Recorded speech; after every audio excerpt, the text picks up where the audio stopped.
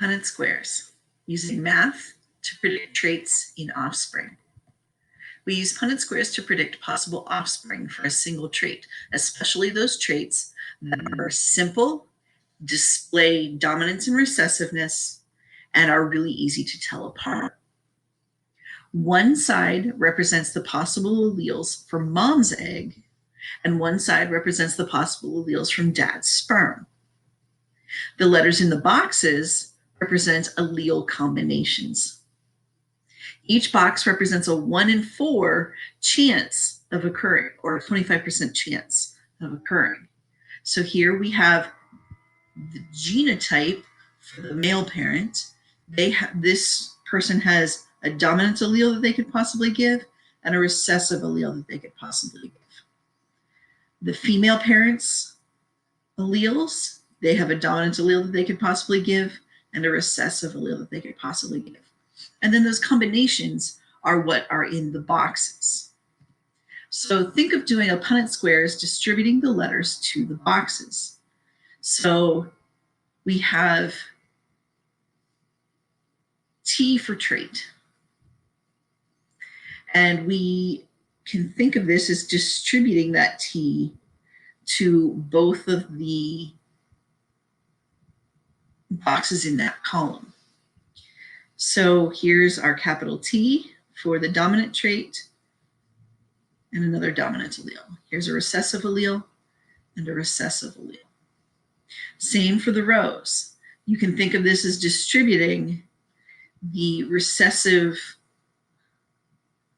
allele and dominant allele here. Here's the dominant allele. Here's the dominant allele. Recessive, recessive. You can think of distributing it to the different boxes. I want to make a note. When you put your alleles in the boxes, you never write the recessive trait first. Never write recessive allele first, unless it's the only one.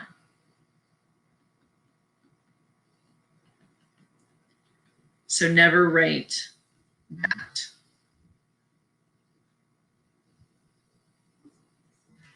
You always write the dominant allele first if there is one.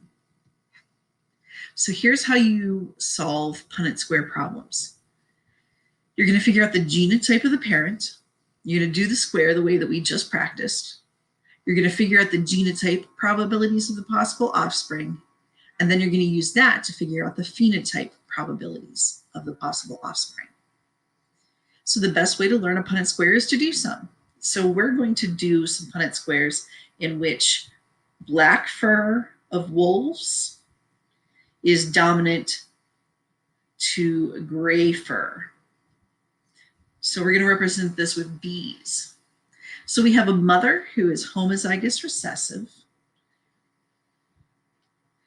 and a father who is homozygous dominant. Those are their genotypes, so that's what we put in the Punnett square. We distribute and solve our Punnett square.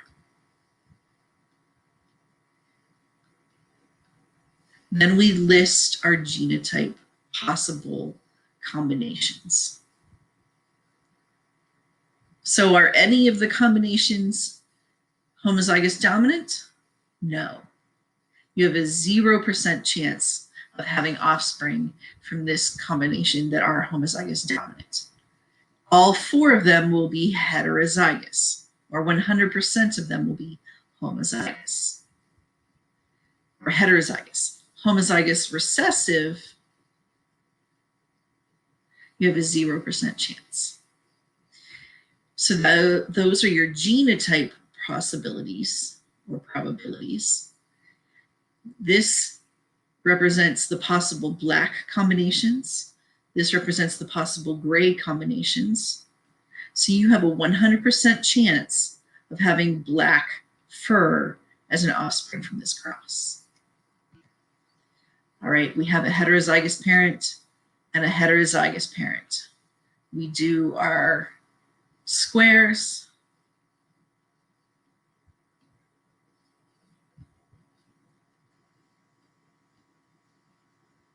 We do our genotypes.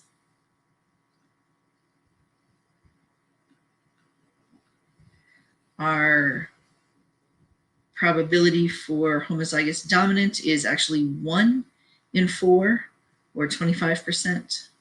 Heterozygous is actually 2 in 4, or 50%. And homozygous recessive is 1 in 4, or 25%.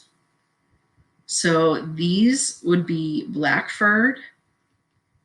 This would be gray furred. So you would have a 75% chance of having black fur and a 25% chance of having gray fur for the offspring of this cross. All right, heterozygous and homozygous dominant.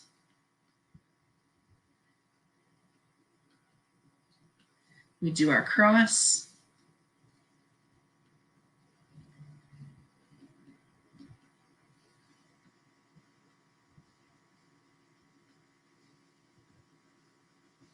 We do our genotype probabilities.